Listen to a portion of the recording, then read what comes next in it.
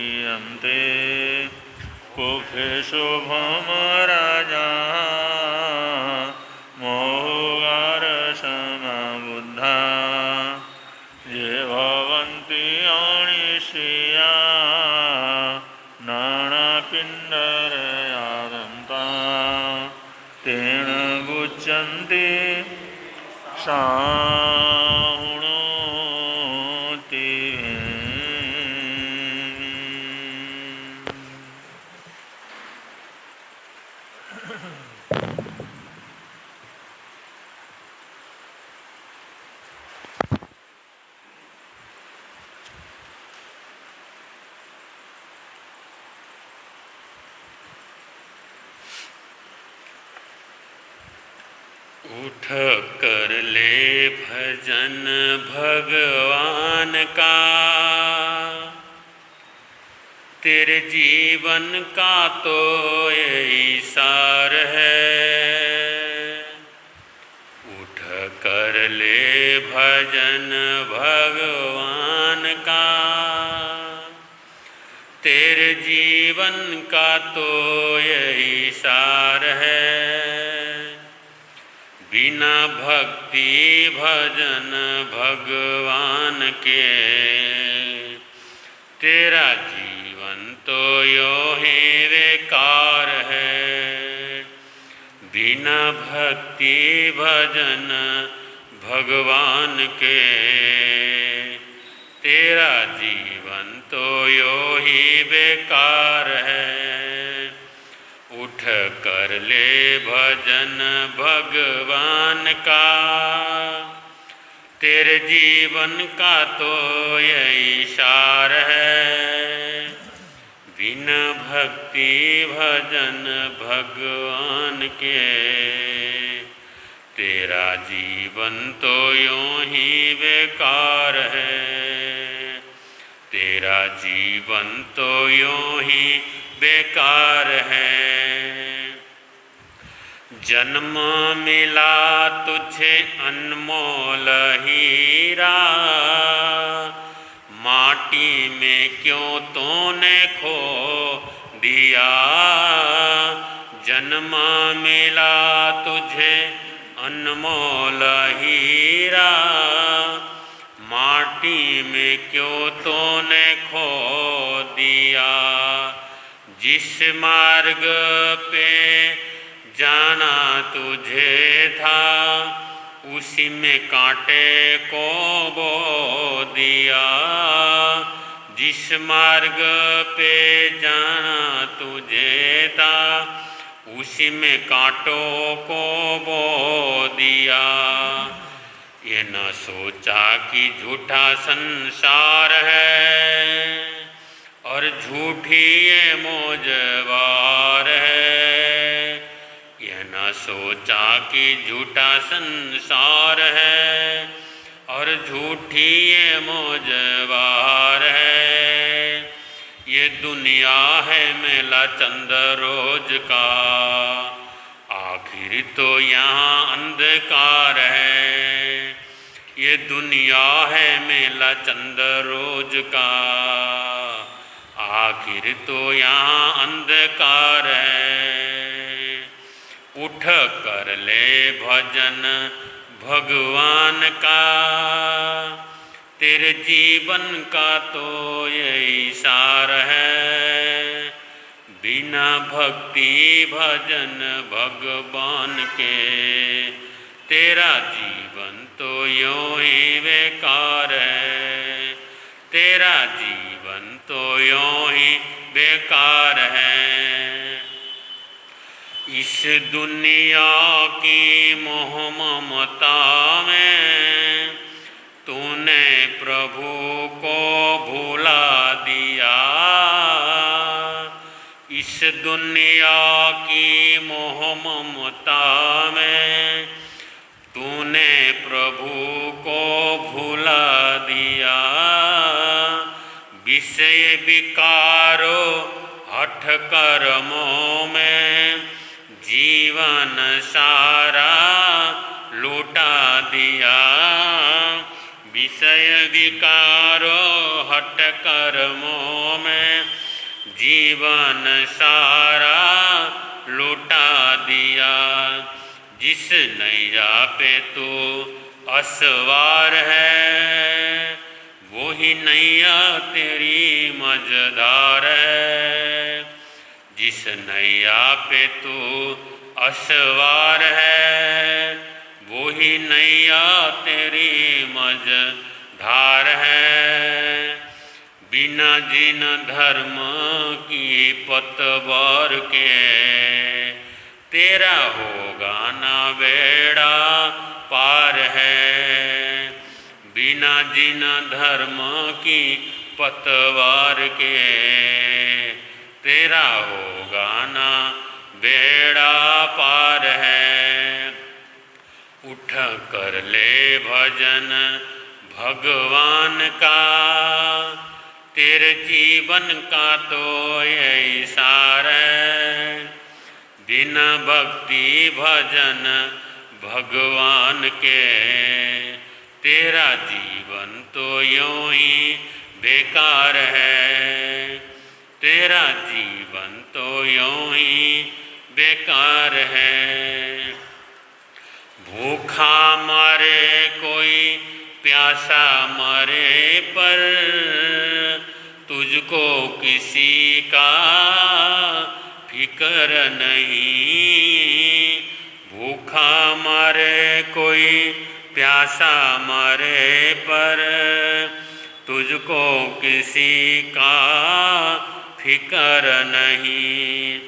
सत्य अहिंसा दया धर्म का तेरी जुबा पर जिक्र नहीं।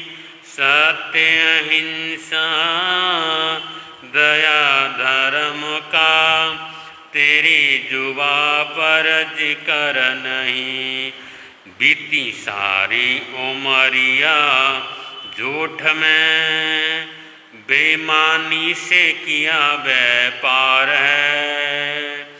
बीती सारी उमरिया झूठ में बेईमानी से किया व्यापार है। जरा मन में तो अपने सोच ले, तूने कौन सा किया उपकार है।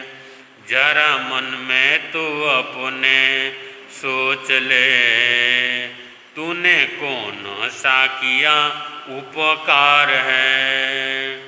उठ कर ले भजन भगवान का, तेरे जीवन का तो यही सार है।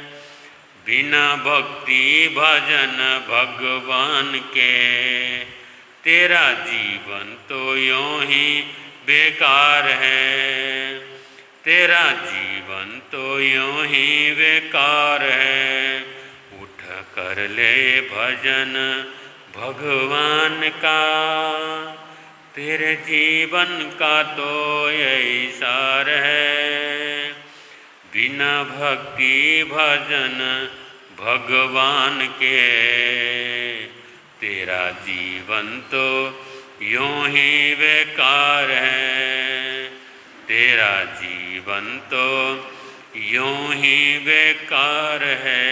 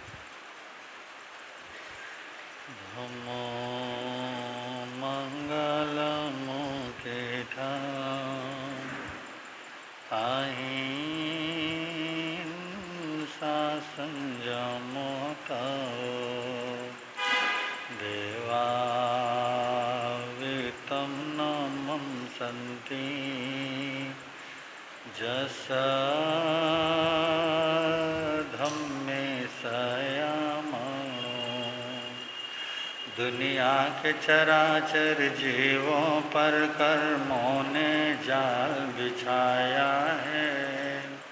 क्या साधु ग्रस्त क्या बाल वृद्ध बस कोई न बचने पाया। अति शुभ कर्मों के आने से संतों का समागम मिलता है। जिन वाणी श्रवण करने से दुख जन्म मरण का मिटता, दुख जन्म मरण का मिटता है। समय नदी की धार की जिसमें सब बह जाया करते हैं। है समय बड़ा तूफान प्रबल पर्वत झुक जाता। अक्सर दुनिया के लोग समय में चक्कर खाया करते हैं, लेकिन कुछ ऐसे होते जो इतिहास बनाया करते हैं। इतिहास अनंत अनंतोपकारी त्रैलोक्यनाथ शासन के महाप्राण श्रम भगवान महावीर स्वामी को स्मरण करते हुए आचार्य भगवान एवं आराध्य गुरुदेव के चरणों में वंदना। मंच में विराजमान नेपाल हिंद गौरव वाचनाचार्य उपाध्याय प्रवर डॉक्टर श्री विशाल मुनि महाराज साहब के चरणों में कोटिश वंदन। आदरणीय मुनिराज, प्रिय श्रोताजन, वितराग परमात्मा का पावन उपदेश चातुर्मास कल्प के उपलक्ष्य में आप और हम सब लोग श्रवण कर रहे हैं। इसी श्रृंखला को थोड़ा सा और आगे बढ़ाएंगे। उससे पूर्व हम सब लोग रल मिल करके भगवान के चरणों में अपनी भावना समर्पित करेंगे।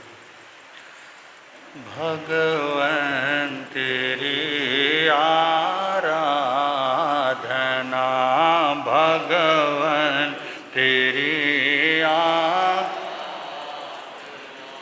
मेरी जिंदगी की शान हो, मुझे यही वर, मुझे यही वरदान दो। मेरी आत्मा बलवान हो, भगवन तेरी आराधना,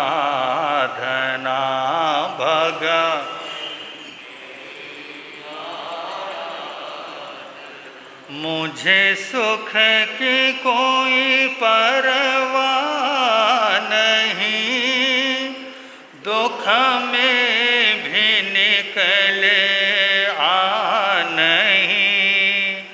मुझे सुख की कोई दुख में भी निकले आ नहीं। बस एक तेरा ध्यान हो, बस एक तेरा होठों पे तेरा नाम हो, भगवन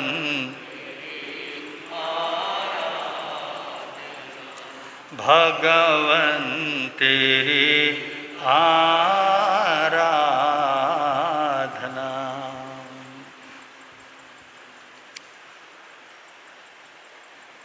परमपिता परमात्मा ने अपनी पावन वाणी में फरमाया,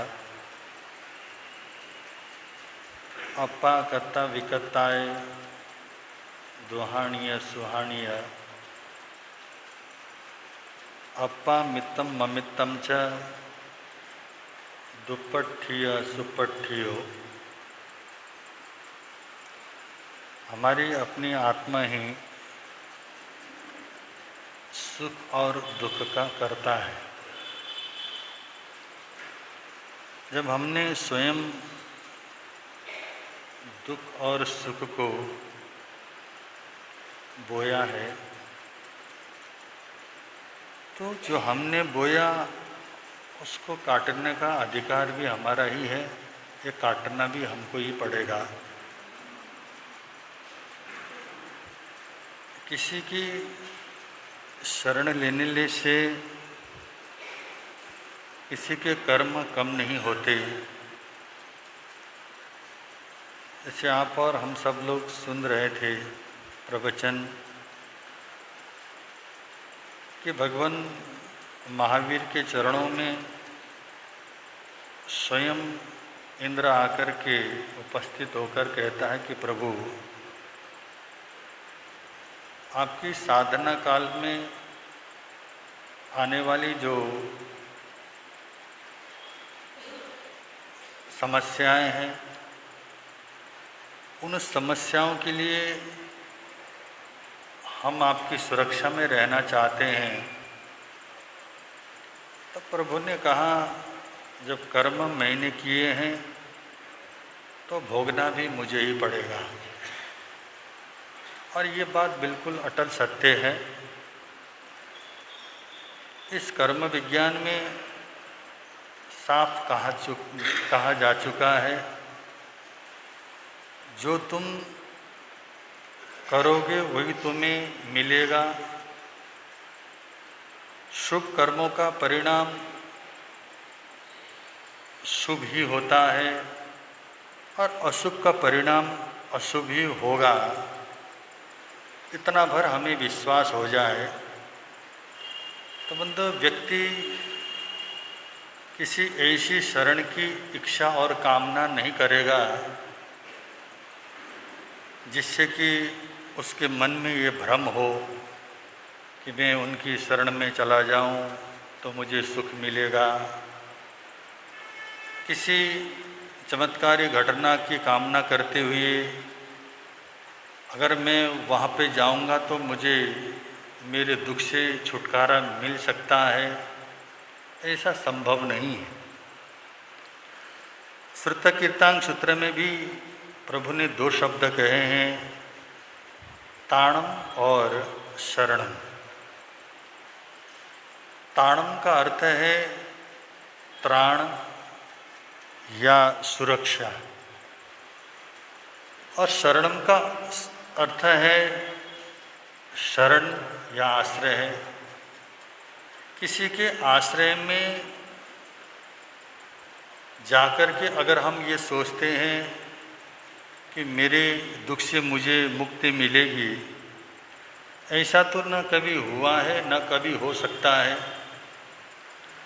आज सामान्य सा एक उदाहरण ले लो ना। आज हम लोगों ने अपने रस इंद्रिय के स्वाद के लिए अच्छे से भोजन कर लिया और भोजन करते करते हमारा शरीर भारी हो गया, हो ही रहा है। पतले लोगों का तो आजकल फैशन चल रहा है, जो पतला है वो बड़ा स्मार्ट दिखता है, और मोटे आदमियों का तो सीजन है, जिधर भी देखोगे अतिरिक्त वजन ही हमको मिलेगा। अब बड़े बड़े सेठ हों तो उनका तो कहना ही क्या, उनके वजन से पता चलता है कि ये व्यक्ति बड़ा सेठ, और उसके पास पैसों का अभाव नहीं है। अगर वो ये चाहे कि मैं अपने शरीर को पतला करूं, इसके लिए 5-7 नौकर रख ले। वो एक व्यक्ति उठ कर के सुबह 2-3 घंटे घूम के आ जाए, और दूसरा नौकर अनुलोम विलोम कर ले, तीसरा नौकर एक्सरसाइज कर ले, चौथा नौकर उपवास कर ले, काम होने वाला है। ये कोई उपाय नहीं हो सकता है, चाहे कितना ही बड़ा सेठ क्यों न हो, कितना ही बड़ा राजा और समृद्धशाली व्यक्ति क्यों न हो। स्वयं जब तक हम लोग पुरुषार्थ नहीं करेंगे तो हमारे स्वयं के द्वारा किए हुए कर्मों को भोगने के लिए दूसरा कोई आने वाला नहीं। कहीं कोई ऐसी व्यवस्था तो नहीं है कि सारी अपनी समस्याओं को किसी को बेच दिया जाए, ऐसा कुछ है? अपने शरीर की जितने भी समस्याएं हैं, रोग आदि हैं, उनको बेचने की व्यवस्था नहीं है, न सुख खरीदने की सुविधा है। अगर पैसे से सुख खरीदा नहीं जा सकता, और नहीं हम अपने जीवन की समस्याएं और दुख को पैसों से बेचा जा सकता है। इसलिए स्वयं जो कर्म किए हैं उन कर्मों को तो स्वयं हमें भुगतना ही पड़ेगा। और कभी कभी तो हम ऐसी अवस्था में पहुंच जाते हैं, हमको लगता है कि सामने वाले व्यक्ति के अगर हो सके तो मैं दुख क्या कर दूं, कम कर दूं, तो भी बंधु कम करने की कोई सुविधा नहीं है। जिसने कर्म किया है वो भुगत रहा है, और उसके भुगतने पर हमारे मन में अनेक तरह के भाव आते हैं, और हमको लगता है कि इस व्यक्ति को क्या कर दूं, मैं दुख मुक्ति कर दूं। बंधु संभव नहीं है। उसके कर्म उदय में आए हैं, उसके कर्म बीमारी है, तो उसको स्वयं को ही भोगना पड़ेगा। इसलिए भगवान कहते हैं अपनी आत्मा ही तुम्हारे सुख दुख की करता है, और अपनी आत्मा ही तुम्हारी क्या है करता है। तुम्हारे सुख दुख का कारण भी तुम स्वयं के द्वारा किए हुए कर्म होते हैं। और हमारे अंदर की जो सत प्रवृत्तियां हैं बंधु, वो हमारे आत्मा की क्या है, आगे कहा है हम स्वयं अपने मित्र हैं, और हम स्वयं अपने क्या है शत्रु हैं। हम कोशिश तो करते हैं बाहर कोई मेरा मित्र बन जाए और मेरा कोई साथी बन जाए, और साथी के चक्कर में न जाने हमने कितना कुछ अपनी हानि क्या कर ली है। कभी कभी हमको लगता है एक साथी बनाने का मतलब होता है 1 किलो का वजन आपने अपने गर्दन पे लटकाना शुरू कर दिया। कल्पना कर लो, आपने एक साथी को बनाया और एक किलो का वजन आपने क्या कर दिया, अपने गर्दन पे लटकाया। दूसरा साथी बनाया, दूसरा किलो लटकाते लटकाते कितने साथी बनाओगे, कितने अपने मित्र को बनाओगे जिससे कि तुम्हारी गर्दन क्या करती जाएगी, जितना वजन लटकाओगे उतना ही तुम्हारी गर्दन झुकती जाएगी। इसलिए कोई भी तुम्हारा साथी, कोई भी तुम्हारा सहयोगी, कितना तुमने धन संपत्ति, ये जो भी सुरक्षा के लिए जो हमने व्यवस्थाएं की हैं, ये हमारा साथ नहीं देंगे। अगर देंगे भी तो बंधु इसे जीवन भर तक के लिए तो थोड़ा बहुत हमारा सहयोग कर सकती है, उसके बाद तो कोई भी चीज़ हमारा साथ देने वाली नहीं है। इसलिए भगवान कहते हैं अपनी सुरक्षा और अपने आत्मा की सुरक्षा आपको स्वयं को क्या करना पड़ेगा, क्योंकि आप स्वयं किसी के शरण में जाओगे तो किसी के शरण में जाने की तो हमको आवश्यकता नहीं है, हम स्वयं अपनी शरण में क्या करें आए। और हमने बहुत सारे घटनाओं को सुना है और उन घटनाओं को सुन तो लेते हैं और उन घटनाओं को सुन कर हमने अपने मस्तिष्क तक सीमित तो रख लिया, शब्दों को याद कर लिया, हर घटनाओं की स्मृति में रखने के बावजूद बंधु उसके बारे में थोड़ा सा कभी चिंतन हमारे मन में नहीं आता। हमने बहुत बार अनाथी मुनि की घटना को सुना, जैसे कि आप लोग 12 भावनाओं को सुन रहे थे। अब प्रथम भावना का नाम कौन सा है? अनित्य है ना। कुछ अनित्य के बारे में समझ में आया? नहीं आया ना?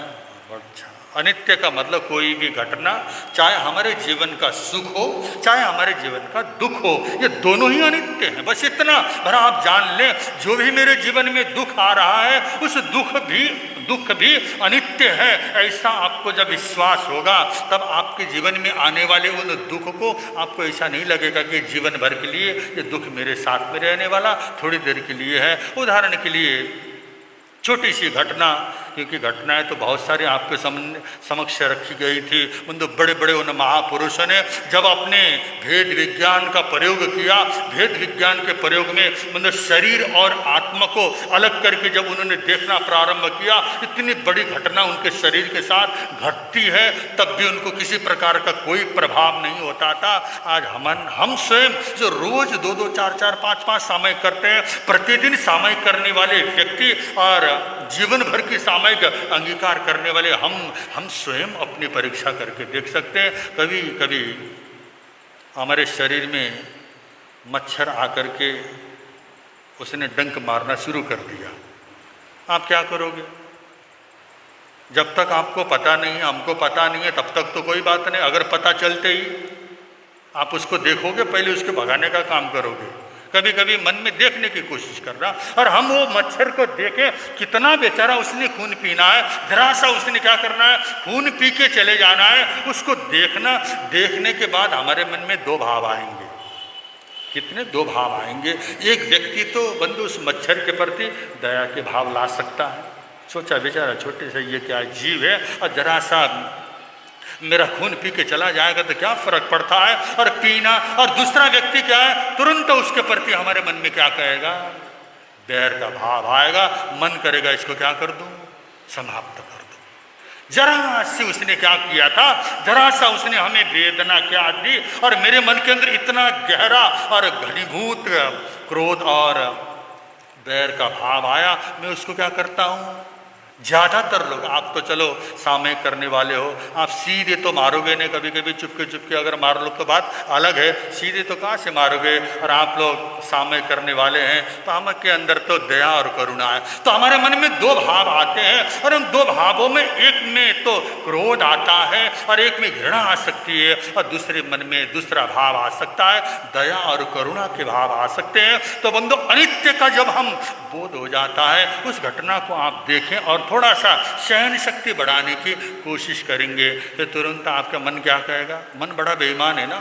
आपने देखा, चलो इसको थोड़ी देर में खून पीने देता हूँ, आपके दूसरे मन ने बोल दिया अरे डेंगू खूब चल रहा है, क्या करेगा, डेंगू बुखार हो सकता, कभी डेंगू वाला मच्छर तो नहीं है।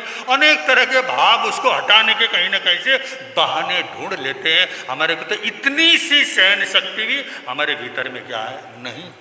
कभी हम थोड़ा सा ध्यान करने बैठ जाए, आगे पीछे कहीं कोई खुजली नहीं होती, ध्यान करने बैठे तो इधर भी खुजली हो रही, उधर भी खुजली हो रही, जिधर भी क्या हमारा शरीर खुजलाने का क्या करता है, मन करता है। और इसमें आपको क्या कर सकते हैं आप लोग, जब हम लोग क्या करेंगे, जब खुजली होता है तो खुजली के समय में जहाँ पर खुजली हुई है उस जगह पर हम लोग क्या करेंगे, अपने मन को ले जा करके उन मेन पॉइंट को ढूंढने की कोशिश करना। कौन सी जगह से खुजली हुआ है उसका उत्पत्ति स्थल, मूल स्थान को ढूंढने की कोशिश करोगे। जब तक आप उस मूल स्थान पर पहुंचेंगे तब तक हमारी खुजली क्या हो जाती है। ये प्रैक्टिकल है, आप करके देखें। कभी कभी आप देखना कि जब सुई के नोक के बराबर उस स्थान पे पहुंचने की कोशिश करेंगे तो हमारी खुजली अपने आप ही क्या हो जाएगी, विलीन हो जाएगी, कुछ भी नहीं है वहाँ।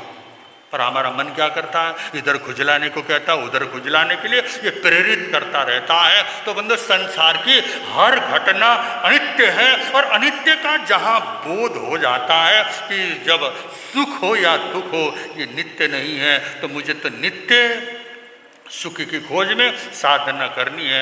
नित्य तो बंधु आत्मा है, आत्मा ही सत्य है, और आत्मा ही हमें क्या कर सकती है बंधु, शाश्वत सुख को प्रदान कर सकती है। तो बंधु, इसी तरह दूसरी जो भावना है, और दूसरी भावना का नाम है अशरण। कोई भी शरण देने वाला नहीं, किसी का भी शरण में, किसी की शरण की इच्छा रखना ही हमारे जीवन की अज्ञानता है। अगर हमें मन में ये लगता है कि ये मेरी शरण देगा, इसके शरण में चला जाऊं, और बंधु किसी की भी शरण में, हमारे महावीर ने तो कहा तुम मेरी शरण में मत आना। वो ये नहीं कहते तुम सारे संसार के पाप को करो और तुम मेरी शरण में आ जाओ, मैं तुम्हें क्या कर दूंगा, ताड़ दो। उनका नहीं, तुम अपनी शरण में क्या करो, चले जाओ। तुम स्वयं में पूर्ण हो, तुम स्वयं में परिपूर्ण हो, किसी की शरण में जाने की तुमको आवश्यकता नहीं है। जब तुम्हें स्वयं का ज्ञान होगा, स्वयं के बारे में तुम्हें जानकारी होगी, तो स्वयं क्या हो जाओगे, परिपूर्ण हो जाओगे। किसी की शरण की आवश्यकता तुमको नहीं पड़ेगी। तो बंधु, इसी अशरण भावना में बड़ी सुंदर घटना अनाथ मुनि की आती है। और अनाथ मुनि भी बंधु, उनके पास किसी प्रकार का अभाव नहीं था। धन संपत्ति सुख सुविधाएं, सांसारिक हर सुख सुविधाएं जिनको उपलब्ध थी, परंतु जब पुण्य कम हो जाता है, और पुण्य का ये आज मतलब आज हमारे पास जो अनुकूल माहौल बन रहा है, हमारा अनुकूल वातावरण बन रहा है, इसके पीछे हमारा पुण्य क्या करता है, काम करता है। और पुण्य बड़ी जबरदस्त रूप में हमारा काम कर रहा होता है। यहाँ तक कि आज हमें पाप करने पर पाप में सफलता प्राप्त होती है, तो उसके पीछे भी पुण्य काम क्या कर रहा होता है। बहुत सारे ऐसे हमने जीवन में पाप कर्म किए हैं, और पाप कर्म पर हमारा पुण्य क्या कर रहा होता है, हमें बचा रहा होता है। जिस दिन पुण्य समाप्त हुआ उस दिन हम क्या हो गए बंधो, फिर हम कहीं कहीं नहीं रहते, ऐसा महसूस हम लोगों को होता है। तो ऐसा ही बंधो अनाथ मुनि का जो बाल्यकाल था, और बंधु उस अवस्था में संसार के हर सुविधाओं को भोगने वाला व्यक्ति एक दिन अचानक क्या हो जाता, वेदनाओं से परेशान हो जाता है, और वो तड़पने लगता है। मछली की तरह तड़पते हुए उस व्यक्ति के सामने माता पिता परिजन सारे व्यक्ति उसके समक्ष खड़े हैं, परंतु कुछ करने के लिए वो समर्थ नहीं है। अच्छे से अच्छा डॉक्टर ला सकते हैं, वैद्य हाकिम को ला सकते हैं, परंतु इलाज तो क्या होगा, वही करेंगे। और उनके करने पर भी बंधु अगर हमारी कर्म बीमारी है तो उससे मुक्ति मिल नहीं सकती। इतनी वेदना, और कहते हैं शास्त्रकार बंधु, एक जैसे आँख में 100 सुइयों को एक साथ चुभने पर जो वेदनाएं होती हैं, ऐसी वेदनाओं को क्या कर रहे थे, वो अनुभव कर रहे थे, और मछली की तरह तड़प रहे थे। अंत में जाकर बंधु ऐसी अवस्था ही उन्होंने देख लिया, कोई भी मुझे सुख नहीं दे पा रहा है। मेरी पत्नी सामने बैठ के रो रही है, मेरे बच्चे चाहते हैं कि पिताजी स्वस्थ हो, बाप पूरी तरह से लगा हुआ है कि मैं बच्चे को किसी तरह से स्वास्थ्य लाभ दूं। इतनी वेदनाओं से तड़पते उस व्यक्ति को बंधु सुख न मिला। तो अंत में जाकर एक दिन उनके मन में भाव आया कि यही जीवन है, आखिर कोई भी हमारा शरण दे नहीं सकता। बंधु भाव बदलते बदलते उन्होंने कहा कि अगर ये जीवन मेरा बच जाए तो मैं सारा जीवन अब धर्म में समर्पित कर दूंगा, धर्म की शरण में जाऊंगा। ऐसा भाव आया और उनको तंद्रा आ गई और उनको नींद क्या हो गई। बंधु जिस शरण में हमें जाना चाहिए उस शरण की ओर तो हमको होश ही नहीं रहता है। और बंधु न जाने कौन कौन सी किस किस शक्तियों की शरण में जा करके किसी देवी देवताओं के चक्कर में पड़ जाते हैं। और बंधु संत महात्मा न जाने कहाँ कहाँ पर हम लोग भटकते रहते हैं। हमारे प्रभु फरमाते हैं किसी के सामने भटक करके तुम अपनी कर्म बीमारियों को काट नहीं सकते। तुमको स्वयं को क्या करना पड़ेगा, अपनी कर्म बीमारियों को भोगना पड़ेगा, काटना पड़ेगा। और इस सत्य को समझेंगे तो बंधु हम किसी के शरण में नहीं जाएंगे, हमारा स्वयं का शरण हम स्वयं प्राप्त करेंगे, हम धर्म की शरण में जाएंगे। इसी तरह श्रेणिक चरित्र चल रहा है, उसको थोड़ा सा आगे बढ़ा रहे हैं। श्रोता सुन लो ध्यान लगा कर श्रेणिक चारित्र सुनाते हैं धर्म की। श्रोता सुन लो ध्यान लगा कर श्रेणी का चारित्र सुन। एक समय में नंदा कुंवरी सुती से जमंझा सिंह सपना अवलोकन करके हर्षित हुई अपार। श्रोता सुन लो ध्यान लगा कर श्रेणी का चारित्र। प्रीतम को सपने का सारा उसने हाल सुनाया। होगा सूत गुणवंत तुम्हारा ऐसा फल बतलाया। श्रोता सुन लो ध्यान लगा कर श्रेणी का। राजकुमार श्रेणिक वीणा तट नगर में इंद्रदत्त व्यापारी के साथ अपने उस व्यापार को आगे बढ़ा रहे हैं। और दिन प्रतिदिन इंद्रदत्त व्यापारी का भी सौभाग्य बढ़ रहा है। सौभाग्य के साथ साथ में उनका सम्मान नगर में ही नहीं, नगर सेठ की पदवी के साथ साथ में राज घराने तक या उस राज संस्था तक उनकी अच्छी एक पहचान बन गई। और राजा के द्वारा मिला हुआ वो सम्मान शायद राजकुमार श्रेणिक न होता तो संभव न था, परंतु राजकुमार श्रेणिक की योग्यता और राजकुमार श्रेणिक की बुद्धि के कारण आज इंद्रदत्त व्यापारी को जिस तरह का सम्मान प्राप्त हो रहा है, तो बंधु वो सम्मान के साथ साथ में अपने जीवन को आगे बढ़ा रहे थे। और काफ़ी समय गुजर जाने के बाद एक दिन नंदा कुमारी रात्रि में सुख सैया पर विश्राम कर रही थी। रात के विश्राम के समय में उसको एक सपना आया और सपने में उसने सिंह का अवलोकन किया, शेर को उसने देखा। क्योंकि बंदो सपने तो हम बहुत देखते हैं, दिन भर में न जाने कितनी कल्पनाएं होती हैं। दिन भर के जो सपने हैं वो सपने तो अधूरे रह जाते हैं हमारे, और रात को सपने में अधूरे सपने पूरे हो जाते हैं। दिन में कुछ ऐसे काम हैं जिन कार्य को हम करने में समझते हैं कि भाई हमारी बेइज्जती होगी, ये होगा, वो होगा, न जाने कौन कौन से काम दिन के सपने जो पूरे नहीं हो रहे होते हैं। रात में कहीं कोई किसी प्रकार की बाधा नहीं होती, रात को सपने देख लेते हैं। तो सपने तो हमने बहुत देखा, परंतु एक सपना आज तक हमने नहीं देखा, वो है दीक्षा लेने का भाव। कभी देखा आपने दीक्षा लेने का भाव कि गुरुजी आए हैं और बहुत अच्छा प्रवचन चल रहा है, और प्रवचन सुनते सुनते मेरे मन में वैराग्य आया, और वैराग्य आके मैं भी दीक्षा लेने के लिए चल पड़ी हो, ऐसा या दीक्षा लेने के लिए जा रहा हूँ। ऐसा क्यों नहीं आता? ऐसा ना आने के पीछे कभी हमने श्रावक के दूसरे मनोरथ को भाया ही नहीं। और अब दूसरे मनोरथ को अगर भाया होता, मतलब अगर हमारे मन में वास्तव में ये इच्छा होती कि मुझे भी एक दिन संयम मिलना चाहिए, संयम का मूल्य, संयम का महत्व, संयम से जीवन में क्या मिल सकता है और संयम में क्या रस है, इस चीज़ का पूर्ण रूप में जब ज्ञान होगा तभी तो बंधु उसकी तरफ हमारा आकर्षण होगा। और आकर्षण के लिए भी बंधु उस चीज़ का मूल्य का ज्ञान होना पड़ता है। व्यक्ति को अगर भूख है तो भोजन का मूल्य है, भूख नहीं है तो भोजन का कोई मूल्य नहीं है। अगर प्यास है तो पानी का मूल्य है, और प्यास ही नहीं है तो बंदो पानी का कोई मूल्य उसके लिए नहीं होता, निर्मूल हो जाता है। परंतु अगर प्यास है तो उसके लिए पानी प्राण होकर के आता है। ऐसे हमारे जीवन में कभी संयम की प्यास नहीं जगी, और संयम की प्यास न होने के कारण हमने कभी ऐसा सपना नहीं देखा। और कभी कभी जीवन में उत्तम सपने आते हैं, वो उत्तम सपने भी हमें दिखाई नहीं देते हैं। तो नंदा कुमारी को रात को सपने में सिंह के क्या हो गए, दर्शन हो गए, और सिंह का उसने सपना देखा, और उसको पता था सिंह का सपना शुभ होता है। फिर भी बंधु, जो व्यक्ति जानते हुए भी उसके मन में ऐसा अहम नहीं था, दंभ नहीं था, तो अपने पति के पास आकर के सारा रात्रि में जो देखा हुआ जो सपना और सपने की जो अवस्था को उसने स्त्रीनिक के समक्ष रखा। तो स्त्रीनिक ने उन्हें कहा, हे नंदा, आपको शुभ सूचना मिलने वाली है, तुम्हारे गर्भ में किसी आत्मा का आगमन हुआ है, और वो कोई शुभ लक्षण वाला होगा, और सिंह के समान वो शेर की तरह क्या होगा, अपने जीवन को आगे बढ़ाने वाला होगा।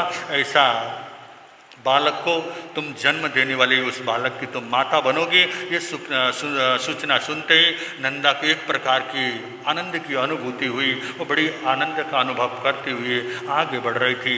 जब ये गर्भ 3 महीने का हुआ, और 3 महीने के बाद क्या होता है, तीजे महीने दोहला आया, पति को जाए सुनाती, पंचेंद्रिय को अभय दान दो, 8 दिवस फरमाती, श्रोता सुन लो ध्यान लगाकर, श्रेणी का चारित्र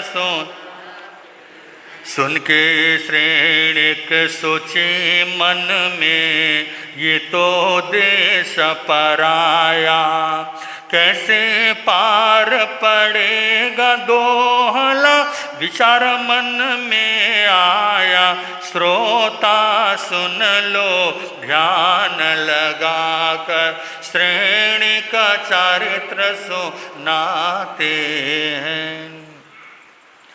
गर्भ जब 3 महीने का हुआ, और बंधु ये प्रत्येक माता 3 महीने में लगभग कोई न कोई विचार जरूर करती है, और अंदर आने वाली जो आत्मा है अपने माता के कारण अपना परिचय दे रहा होता है।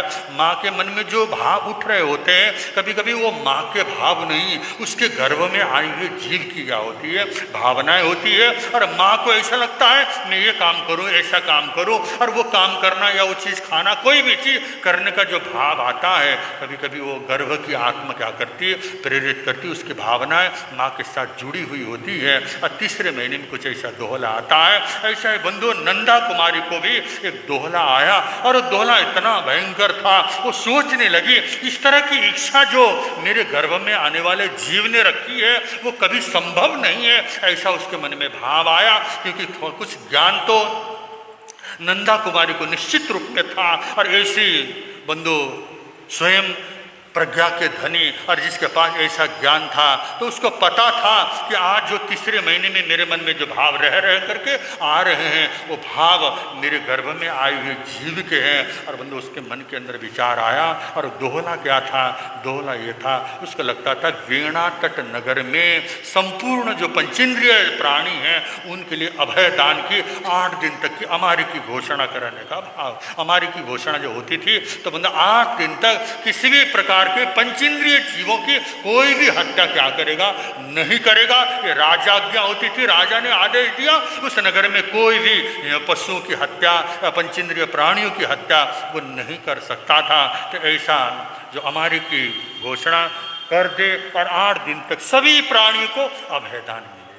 जरा आप कल्पना करेंगे कैसी भव्य आत्माएं होती हैं। अभी गर्भ में आया हुआ है, परंतु उसके भाव क्या है, वो सहता कि नहीं, किसी प्राणियों की हत्या नहीं होनी चाहिए। कितनी दया है, कितनी करुणा है।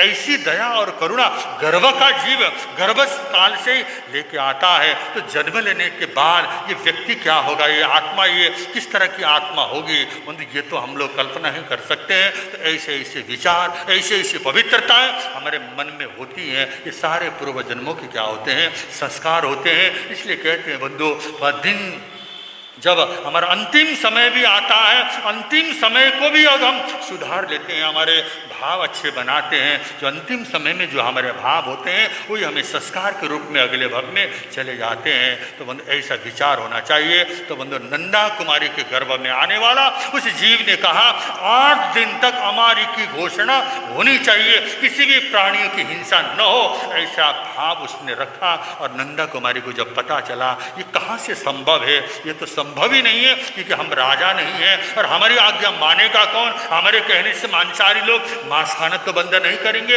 हर व्यक्ति अपने जीवन के लिए स्वतंत्र होता है।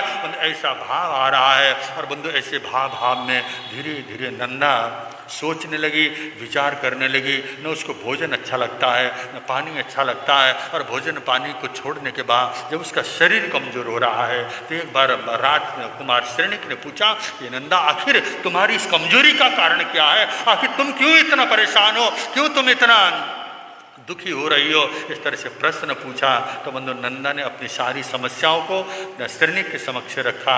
अब श्रेणिक ने बंधु उसको समस्याओं से मुक्त तो कर दिया, परंतु समस्या इतनी आसान नहीं है, गंभीर समस्या है। और इस समस्या का समाधान कैसे होता है, किस तरह से करते हैं और किस तरह से होता है नहीं होता है, इस समय आने पर आपके समक्ष रखने का प्रयत्न करेंगे। अब आप और हम सब लोग वाचनाचार्य प्रवर के मुखारविंद से प्रवचन श्रवण करेंगे। बोल शरण भगवान महावीर स्वामी की।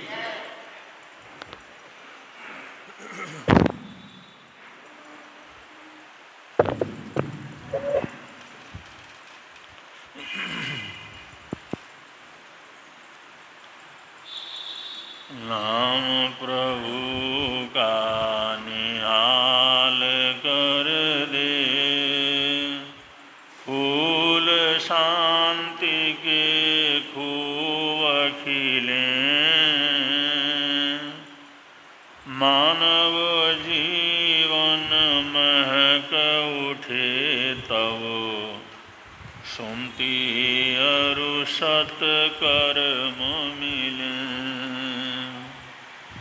बीत रागता ध्येय ध्यान का, सद जाए नर जीवन में, अनेकांत अहिंसा फलित हो, सर्व जगत के प्रांगण में, अनेकांत अहिंसा फलित हो, सर्व जगत के प्रांगण में।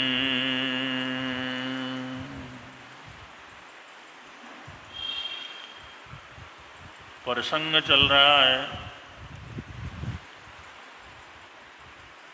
तपाचार का। तपाचार में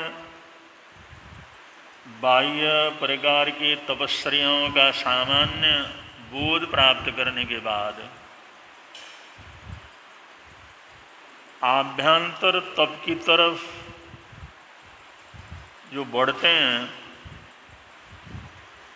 तो आखिर में छठा बाह्य तप, उसका नाम है संलीनता।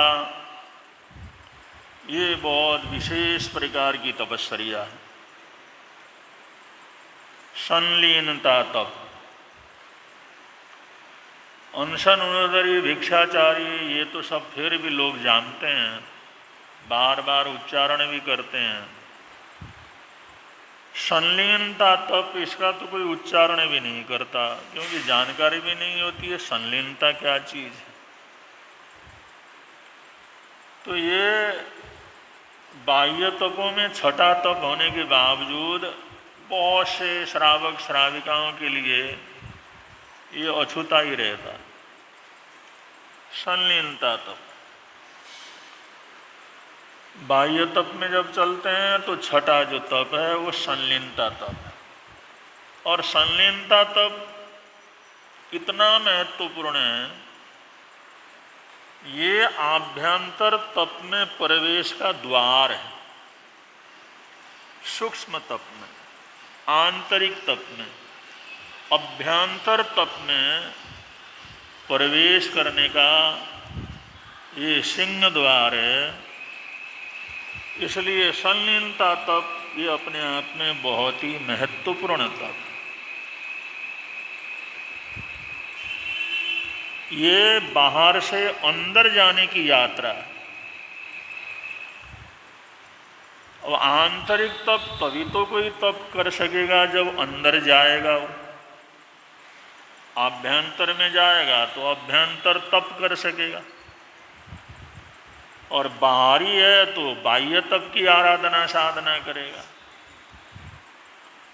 और अभ्यंतर तप तो वही तप सकता है जो अंदर जिसने प्रवेश कर लिया हो, या प्रवेश करने की जानकारी प्राप्त की हो, प्रवेश करने का अभ्यास कर रहा हो।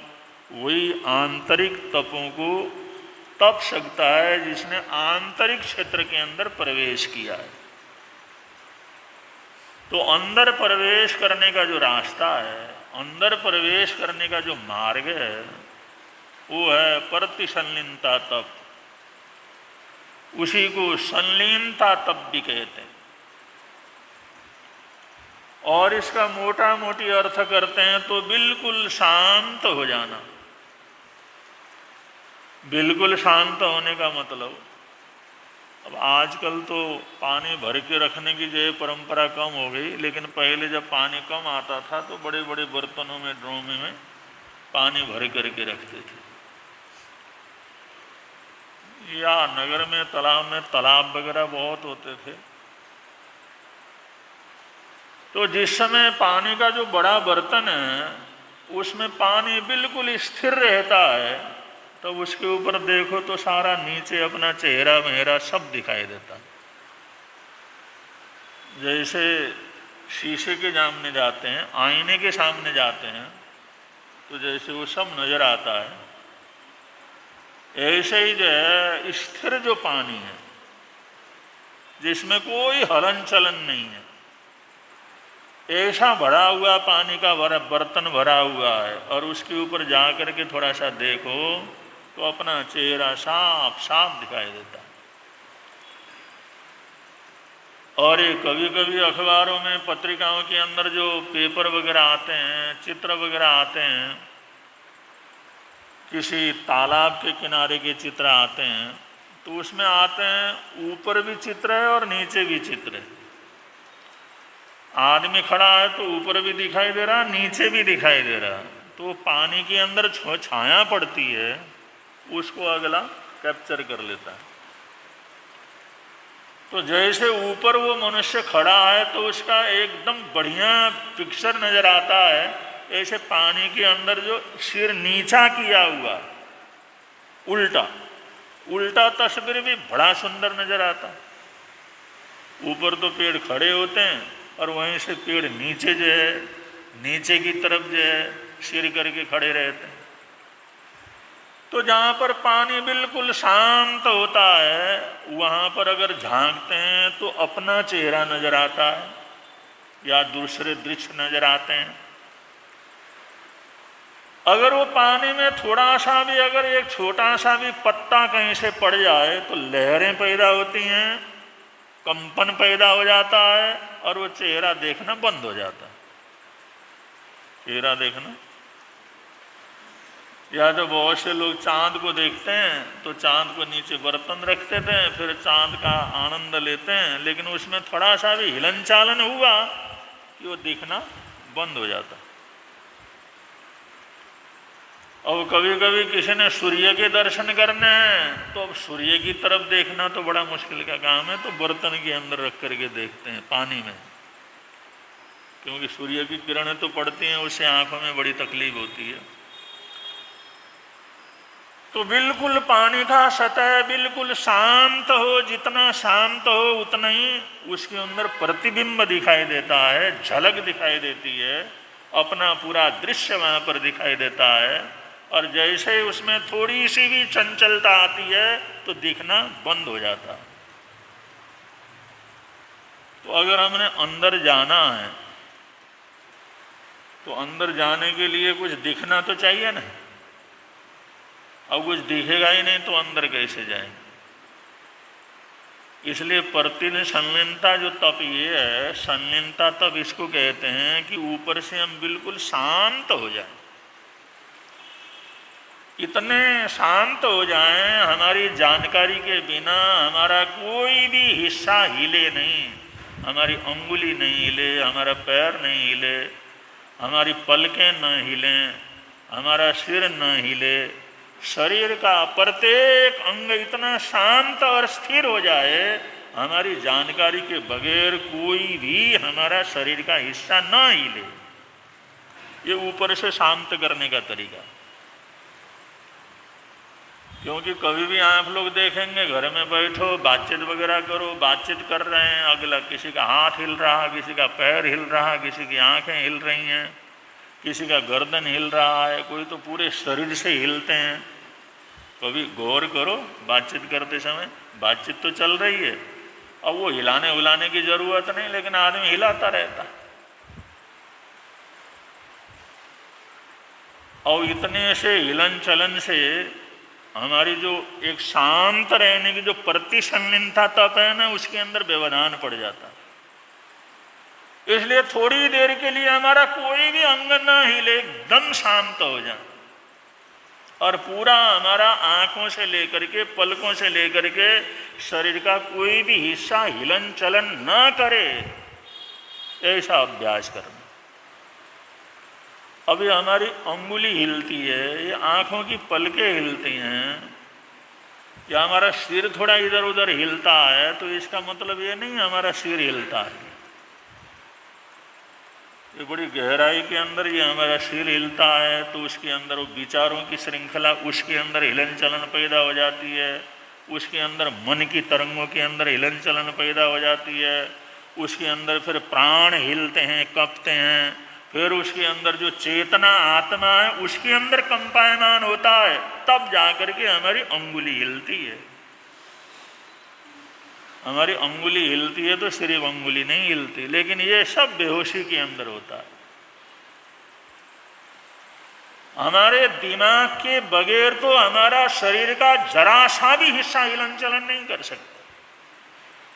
हमारे दिमाग के बिना, दिमाग में जो अरबों तंतुएं हैं, छोटे छोटे जो तंतु हैं, आंखों से न दिखने वाले तंतु हैं, ऐसे हजारों तंत्रिकाओं के अंदर जिस समय हिलन चलन पैदा होती है, तब कहीं जाकर के हमारी स्नायु चंचल होती है, तब जाकर के हमारी मांसपेशियां हिलती हैं, हमारे विचारों के अंदर हलन चलन हो जाता है, फिर वो शरीर में आता है, फिर जाकर के हमारी अंगुली या हमारे आँखों की पलकें हिलती हैं। वैसे तो हम सोचते हैं तो हिलती रहती हैं, कौन हिलाता है इसको? लेकिन प्रतिसंलीनता तप का वर्णन करने वाले शास्त्रकार कहते हैं केवल आँखों की पलक हिलती है तो भी दिमाग से लेकर के प्राण तक हिलन चलन पैदा होता है। अंदर हिलन चलन न हो तो बाहर शरीर के अंदर हिलन चलन हो ही नहीं सकता, और ये सब बेहोशी के अंदर हो जाता है, हमारे को होश ही नहीं रहता। लोग हाथ हिलाते हैं, पैर हिलाते हैं, शरीर हिलाते हैं, इधर उधर करते हैं। बहुत से लोग तो जब बोलते हैं ना, बोलते बोलते कोई ना कोई ऐसा जो उनका वाक्य होता है जो हर बात के अंदर बोलने की आदत होती है, वो बोल जाते हैं, जिसको तकिया कलाम कहते हैं। और किसी किसी का तकिया कलाम तो इतना लंबा होता है, आदमी सोचता है क्या बीच बीच में बोलता है। उन्होंने कहा साहब क्या बोलते हो बीच में? उन्होंने कहा मैं क्या बोलता हूँ, मैं तो कुछ नहीं बोलता। वो तकिया कलाम इतना लंबा बोल देता है, बात बात के अंदर गाली देने का किसी का तकिया कलाम, गाली दिए बगैर कोई बात ही नहीं होती। उल्टे सीधे शब्द कहे बगैर उसकी बातचीत ही आगे नहीं बढ़ती। तो कहते क्या तुम बोलते बोलते गाली देते हो? मैं गाली देता हूँ? मैंने क्या गाली दे दिया?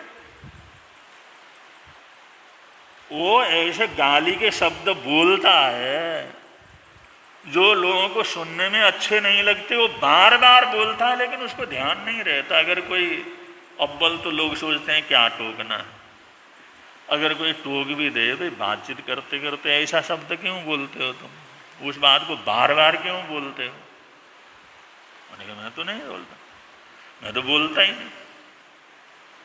जब हम पहले पहले जो प्रवचन वगैरह करते थे ना, तो बिल में कोई ना कोई शब्द ऐसा आ जाता जैसे क्या है, दूसरा है, तो हमारे जो बहुत नज़दीक के लोग आकर के कहते भाई ये शब्द आपका ज़्यादा आता है, और बोलने वालों को तो पता नहीं लगता। अब लोग कहते भाई हमने तो बोला नहीं, लेकिन जिस समय दूसरे ने टोका भाई गुरुजी ये शब्द आप बार बार बोलते हैं, बार बार उसका रिपीट होता रहता है, और वो ध्यान रखते हैं तो पता लगता है हाँ भाई वो बात आती है। तो ऐसे बहुत से शब्द हैं जिनको हम बोलते हैं लेकिन हमारे को पता नहीं लगता। शरीर के बहुत से हिलन चलन हैं जो हम करते तो हैं लेकिन हमारे को पता नहीं लगता। बहुत से विचार हैं, विचार तो करते हैं लेकिन हमारी कोई जानकारी नहीं रहती। ये सारा हिलन चलन प्राणों से शुरू हो जाता। ये दिमाग के वो तंतु हिलते हैं, हजारों मांसपेशियां हिलती हैं, स्नायु तंत्र के अंदर कंपन शुरू होता है, तब जाकर के कोई चीज हमारी हिलती डुलती दिखाई देती है। तो हम जरा सा भी हिलते हैं तो उसके अंदर प्राण ऊर्जा भी लगती है, प्राण कपते भी हैं, आत्मा चेतना के अंदर भी कंपन पैदा हो जाता है, शरीर के अंदर कंपन पैदा हो जाता है, हमारे श्वासोश्वास के अंदर कंपन पैदा हो जाता है, हमारा जो खून का प्रवाह है उसके अंदर फर्क पड़ जाता है, तब कहीं जाकर के कोई चीज हिलती डुलती है। लेकिन हमारे को तो कभी भी अनुभव नहीं आता भाई जरा सा हिलता है तो इतना कुछ हो जाता है। इसको देखना, इसको देखना। अभी महाराज ने बहुत अच्छी बात बताई कि इसका प्रयोग करने का तरीका बतलाया उन्होंने, बहुत अच्छी बात बतलाई। ये भी ये इसी संलीनता तप के अंदर ये बहुत अच्छा उदाहरण उन्होंने बतलाया। कहीं तुम बैठे हुए हो तो मच्छर ने काट लिया, मच्छर ने काट लिया तो खाज होता, और मच्छर काटते मर तो नहीं जाएंगे, वैसे नींद में पता नहीं कितने मच्छर काट जाते हैं, मर थोड़ी जाते हैं, या मच्छर ने काटते ही कोई बीमारी थोड़ी हो जाती है। वो तो बहुत सी चीज़ों को, जहर को तो हमारा शरीर पचा लेता है। लेकिन अब जो दर्द होता है तो तुम दर्द को महसूस करो और ये सोचो ये दर्द कहाँ से आ रहा, ये कटाई कहाँ हो रही है। धीरे धीरे धीरे मन से तुम वहाँ पर पहुँचो, हाथों को नहीं हिलाओ, मन से जाओ, मन से यात्रा करो। अब धीरे धीरे धीरे धीरे वहाँ पहुँचोगे और ये जो कांटा है और उसकी थोड़ी दर्द हुई है, किसी जीव ने मेरे को तकलीफ दी है, वो वेदना हुई है, कहाँ कहाँ से कैसे कैसे हो करके आई है, तो उसी श्रृंखला के साथ साथ जो है धीरे धीरे धीरे मन से वहाँ पहुँचना। ये प्रयोग बहुत ही अच्छा प्रयोग है संलीनता तप के लिए, कि हम एकदम अपने शरीर को हिलाते नहीं हैं, एकदम आँखों को खोलते नहीं हैं, उस दर्द तक मन से ही पहुँचते हैं, यात्रा करते रहते हैं, जा कर के देखते हैं, और जैसे शांति से वो जा कर के उस दर्द को, उस चीज़ को अगर देख लेते हैं, उसका अनुभव करते हैं, तो वो चीज़ भी वहाँ पर शांत हो जाती है। ये जो अपनी तरफ मुड़ने का एक तौर तरीका, जब तक हम अपनी तरफ मुड़ेंगे नहीं तब तक अपने अंदर नहीं जाएंगे, जब तक अपने आप को देखेंगे नहीं अपने अंदर कैसे प्रवेश करेंगे, जब तक अपने जीवन के दरवाजे तक नहीं पहुंचेंगे तब तक अंदर की यात्रा कैसे हो। तो हमारी आंतरिक यात्रा के लिए, आंतरिक तपस्या की यात्रा के लिए संलीनता के माध्यम से अपनी तरफ मुड़ने की जरूरत है। दूसरे की तरफ नहीं देखना, अपनी तरफ देखना। हम देखते हैं भाई दूसरा आदमी बोलते बोलते उल्टे सीधे बहुत सी चीज़ें बोलता है, काम करते करते उल्टे सीधे बहुत से काम करता है। ये हम दूसरे को जो पढ़ते हैं ना, अपने को पढ़ना, मैं बोलते बोलते क्या क्या बोल जाता हूँ, मैं सोचते सोचते क्या सोच लेता हूँ, मैं करते करते क्या कुछ कर लेता हूँ, मैं बिना मतलब के कितने हाथ पैरों को हिलाता हूँ। क्योंकि हम रात दिन हिलते डुलते रहते हैं, रात दिन अशांत रहते हैं। आदमी सोचता आज तो हम सो गए, अरे सोया कहाँ। अगर आदमी एक पास में बैठ कर के देखता रहे तो सोते समय भी पता नहीं कितने बार तो करवट बदलेगा, कितनी बड़ा हाय तो वह मचाएगा, कितने दफ़ा हाय ये हाथ पैर मारेगा, उसका चादर सोए लिया था कहीं पड़ा हुआ कहाँ है, और उसका तकिया लिया था पड़ा हुआ कहाँ है। इधर को सिर करके वो दूसरे तो पलट करके वो दूसरी साइड में उनका सिर हो जाता है। हम शांति से सोते कहाँ? सोते समय भी इतने अशांत रहते, सोते समय भी इतना अशांत रहते हैं, हमारे को पता ही नहीं लगता कहाँ से कहाँ पहुंचे। और बहुत से लोग तो जो खटिया के ऊपर है तो गिरने का बड़ा भारी खतरा रहता, रात को ही गिर जाते हैं ना नीचे। इसलिए जो घर परिवार वाले कोई बीमार उमार हो जाता है तो चारों तरफ उसके थोड़ा कुर्सी उर्सी लगा देते हैं, चलो गिर पड़े तो कम से कम गिरने से बचे। या फिर वो कहते हैं इसको नीचे ही सुला दो, इसका पता ही नहीं रात को कहाँ से कहाँ पहुँच जाएगा ये। और बच्चों के लिए तो विशेष रूप से होता ही। और या चारों तरफ बाउंड्री है, ऐसा जो खटिया वगैरह बना दो, खाट बना दो, जिससे उलट पलट हो तो कम से कम नीचे तो न गिरे। तो हम सोते कहाँ शांति से? हम शांति से बैठ नहीं सकते, शांति से सो नहीं सकते, शांति से खा नहीं सकते। खाते हैं तो पता नहीं हमारा दिमाग कहाँ कहाँ पर भाग दौड़ करता रहता है। शांति से माला फेर नहीं सकते, शांति से ध्यान नहीं कर सकते। कितना हिलन चलन हमारा होता है, और जरा सा हिलन चलन होता है तो हमारा सारा शरीर, सारा प्राण जगत, सारा स्नायु जगत और सारा श्वास जगत, वो सारे के अंदर परिवर्तन शुरू हो जाता है। वो सब हिलते हैं, तब जाकर के कोई हिलन चलन शुरू होता है। वैसे नहीं होता तो हम बड़े अशांत रहते हैं, बड़े हाय तोला मचाते रहते हैं। शरीर की हाय तोला अलग है, मन की हाय तोला अलग है, सोच की हाय तोला अलग है, विचारों की हाय तोला अलग है। पता नहीं कहाँ कहाँ किधर किधर हम घूमते रहते हैं, तो अपने को ही नहीं पता लगता हमारा ऐसा व्यक्तित्व क्या, हम अपने व्यक्तित्व को जानते ही नहीं। तो ऐसे अपने आप को पढ़ना, अपने आप को शांत करना। और साधु संतों के लिए जो जागृत जो साधु संत हैं, जिनको कहते हैं पूरी तरह से जीवन के अंदर जो जागरूक साधु संत होते हैं ना, जो साधक होते हैं, जिस करवट से सोए और उसी करवट से सवेरे उठते हैं, क्योंकि सोते ही कम है। जिस करवट से सोए उसी करवट से उठते हैं। और जिस समय रात्रि के अंदर अगर जो उनको करवट बदलना पड़े, कभी तो मच्छर वगैरह खाए, मक्खी वगैरह पकड़े तो बदलना पड़ता है, और कभी कभी वैसे ही जो है शरीर का करवट बदलना होता है। तो करवट बदलना होता है तो भी ध्यान में आ जाता है, नींद में, गहरी नींद में। लेकिन करवट बदलना है तो उनको ध्यान रहता, अब मेरे को करवट बदलना है, मेरे करवट बदलने की इच्छा हो रही है। तो करवट बदलने की इच्छा हो रही है तो झट करवट नहीं बदलते, वो पास में जो पूजनी है उसको लेते हैं और लेकर के अपने शरीर को जिधर बदलना है ना, उधर जो शरीर को पूजनी फेरते हैं। और जो आसन है अपना, उसके ऊपर भी पूजनी फिरते हैं। कोई कीड़ी मकोड़ी जीव जंतु उधर न हो, कहीं हमारे करवट बदलने से न मरे, इसलिए वो करके फिर करवट बदलते हैं। इतनी जागरूकता। और हम तो 1000 बार करवट बदलते हैं, हमारे को पता ही नहीं लगता।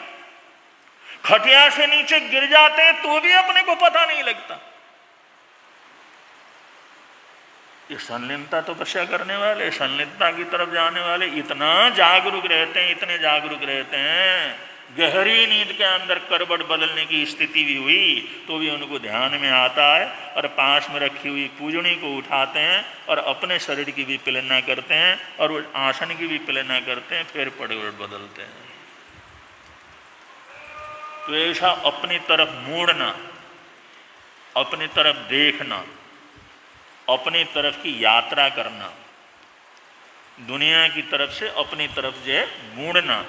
अगर उसकी दिशा बदल गई और बाहर से अंदर की दिशा की तरफ उसका मुंह हो गया, फिर जितना भी चलेगा वो अंदर ही अंदर जो है उनकी यात्रा शुरू हो जाएगी। इस प्रकार ये संलीनता तब बड़ा महत्वपूर्ण था। और इसके कई कई चरण हैं, समय समय पर जैसा जैसा मौका होगा उस विषय को लाने का प्रयत्न करेंगे। लेकिन संलीनता तप को बहुत अच्छी तरह से समझे बगैर, उसका प्रयोग करे बगैर हम आंतरिक तपस्या की तरफ उपस्थित नहीं हो सकते। क्योंकि अंदर जाएंगे तभी तो अंदर की तपस्या करेंगे, बाहर बैठे बैठे कैसे करेंगे। ड्राइवर अंदर बैठेगा तभी तो ट्रक को चला सकेगा, बाहर बैठा रहे तो कैसे चलाएगा, कैसे गति देगा। उसको गति देने के लिए, अंदर से उसको चलाने के लिए अंदर जा कर के बैठना तो पड़ेगा उसको। अब हम बाहर बैठे बैठे अंदर की तपस्या कैसे करेंगे। आंतरिक तप को हम बाहर बैठे बैठे कैसे करेंगे? इसलिए आंतरिक तपस्या करना हो तो अपने अंदर प्रवेश करने की जरूरत है। उसका जो संदेश देता है प्रतिसन्निधता तप। इसके कैसा जो विवेचन है महापुरुषों ने किया है, समय पर बतलाएंगे।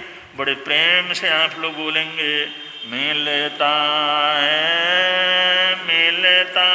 है आनंद प्रभु की वाणी से, मिलता है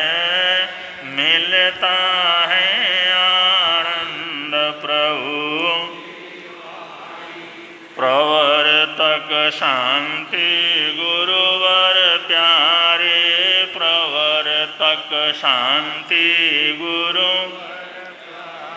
जीवन नैया के रखवारे, जीवन नैया के रख।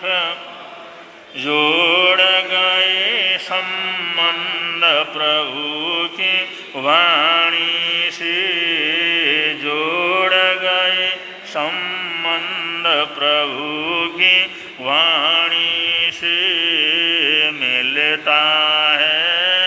मिलता है आनंद प्रभु। कल 15 अगस्त को श्री पुनीत जी महाराज साहब ने स्वतंत्रता दिवस के उपलक्ष्य में प्रतियोगिता रखा था, जिसके अंदर जो है उस प्रतियोगिता में काफ़ी बच्चों ने भाग लिया, बड़ों ने भाग लिया। करीबन 81 जनों ने उस प्रतियोगिता के अंदर भाग लिया। बहुत अच्छा रहा। तो उनकी इच्छा हो गई एक दूसरी परीक्षा शुरू कर दें, क्योंकि जब प्रोत्साहन मिलता है, लोग अच्छा लाभ लेते हैं तो करने वालों को अच्छा लगता है, चलो भाई लाभ ले रहे हैं तो और लाभ लें। तो उन्होंने 108 बार नमकार मंत्र लेखन की प्रतियोगिता आज से वो प्रारंभ कर रहे हैं। नमकार मंत्र को 108 बार लिखना, और ये है 9 साल से लेकर के 20 साल तक के बच्चों के लिए कार्यक्रम। और इसका आखिरी दिवस है 27 अगस्त। आज 16 अगस्त हो गए, 27 अगस्त तक। और वो हमारे बच्चे या चित्रकार करने वाले वो 108 नमकार मंत्र किस ढंग से लिखते हैं, कितने अच्छे ढंग से लिखते हैं, वो किस ढंग से उसको प्रकट करते हैं, जिससे देखने वालों को मन के अंदर प्रसन्नता हो, पढ़ने की इच्छा हो। तो उन्होंने अपने किसी कागज में चार्ट पेपर के ऊपर 108 नमकार मंत्र लिखना है। अब कितने कलाकारी से लिखते हैं, कितने विवेक से लिखते हैं, कितने शुद्धता से लिखते हैं, कितने सुंदरता से लिखते हैं, ये प्रतियोगिता के अंदर भाग लेने वालों के ऊपर है। और आज से शुरू हो रहा है। और ये घर में बैठ कर के लिखना, घर में बैठकर 2 दिन में, 4 दिन में, 5 दिन में, 6 दिन में बच्चों को बता देना, अपना कागज लें और नमकार मंत्र लिखने का कार्यक्रम प्रारंभ कर लें। ये घर बैठे लिखने की प्रतियोगिता है। 108 नमकार मंत्र के लेखन की प्रतियोगिता 27 तारीख को ये पूरा हो जाएगा। ये सूचना सब तक आप लोग पहुँचाएंगे। आज के एकासना व्यासने का प्रत्याख्यान, जिन भी भाई बहनों का एकासना व्यासना हो तो वो बचखान ले सकते हैं। आज के एकासना व्यासने का बचखान आपके मन धारण के अनुसार बचखान तस्वंते पड़िकोनंदम करें। त्याग बोसरे तपस्या करने वालों को 16 तारीख की आइमिल की तपस्या है। शेफाली जैन, उनका जो आज आइमिल है। और आज के उपवास का प्रत्याख्यान, अगर किसी का उपवास हो तो उपवास का प्रत्याख्यान। शिमला जी की तपस्या लगातार चल रही है, उनको बहुत बहुत साता पूछते हैं। और आज का जाप है 16 तारीख का जाप श्री शांतिनाथ भगवान को वंदन बारंबार। श्री शांतिनाथ भगवान को वंदन बारंबार। श्री शांतिनाथ भगवान को वंदन बारंबार।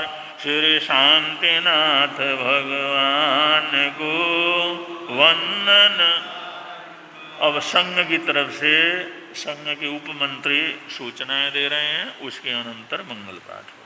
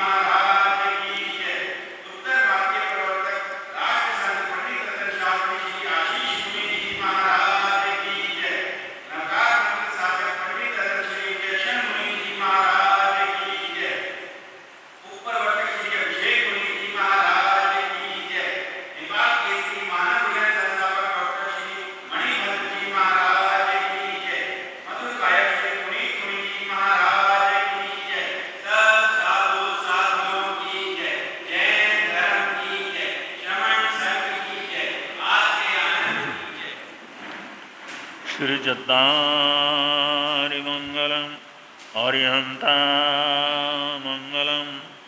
सिद्धामंगलम साऊमंगलम केवली पुनत्तो धम्मो मंगलम चत्तारिलोकोत्तम अरिहंतालोकोत्तम सिद्धालोकोत्तम साऊलोकोत्तम केवली पुनत्तो धम्मो लोकोत्तमो चत्तारि शरणं पवज्जामि अरिहन्ते शरणं पवज्जामि सिद्धे शरणं पवज्जामि साऊ शरणं पवज्जामि केवली पुनत्तं धम्मं शरणं पवज्जामि ये चार शरण दुख हरण जगत में और न शरण कोई होगा जो अब प्राणी करे आराधन उसका अजर अमर पद होगा उसका सदा ही मंगल हो।